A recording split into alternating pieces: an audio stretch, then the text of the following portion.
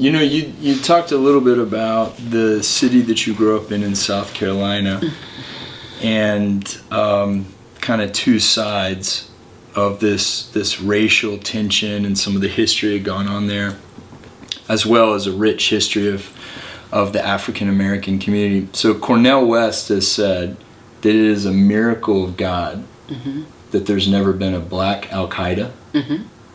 With all of the history that's gone on, the oppression, it is and so the conclusion is that the African American story is a love story. Right. It's a story of love in the face of oppression. Right.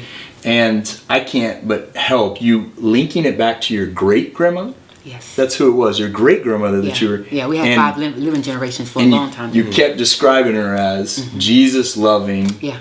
And that love has been passed down.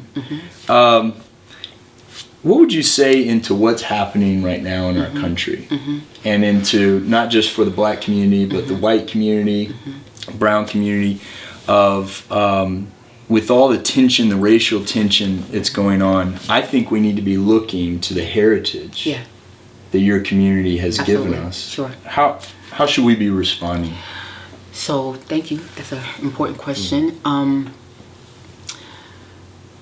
Black people, Black Americans are a very forgiving group of people. And we saw that in Charleston, did we not? Wow. That's right. Right? We saw Profound. that in Charleston. And so Jesus for us, even when you think about the days of slavery, I mean, there's always been this understanding in the Black culture and history and tradition of linking our story to the story of the Israelites coming out of slavery. And you saw some of that today. But also, one of the things when I prayed about coming here and what the Lord would have me to say, I felt it important to share my testimony, which I normally don't do. Oh, okay. I just felt it was important to do that because when all of the news that we get is sound bites, and all of the narrative is one way, it is not true.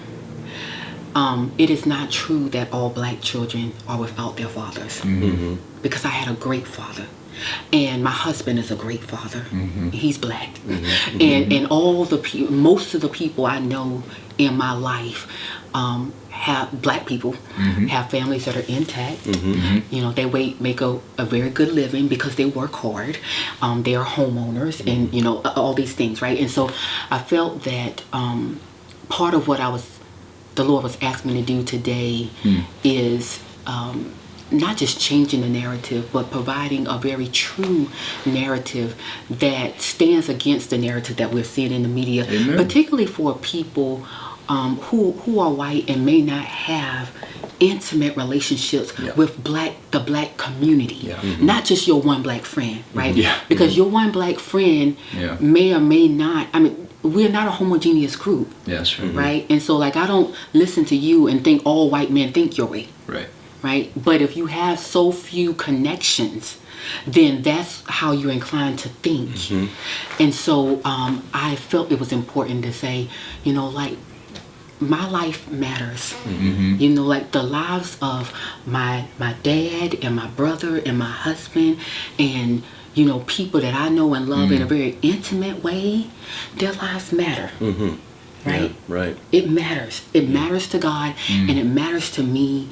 And because we are people who proclaim that we know God, it should matter to all of us. That's good. And you made the point, you said, when Jim was asking you a question, there's a lot of strong women in my family. It's not because there's not strong men as well. It's just the women outnumbered, and you went through all that. So helping correct the narrative. Absolutely. So amen to that. Thank you. Thank you guys are having a really deep conversation, and I get the last word. and I think it's the most profound question. You're a Marine. How many seconds would it take you to take me down? What do you think? I've been redeemed by the blood of the Lamb. And the power of His death. I'm just not going to mess with you. I'm just going to do that, okay? Because I don't want to find out.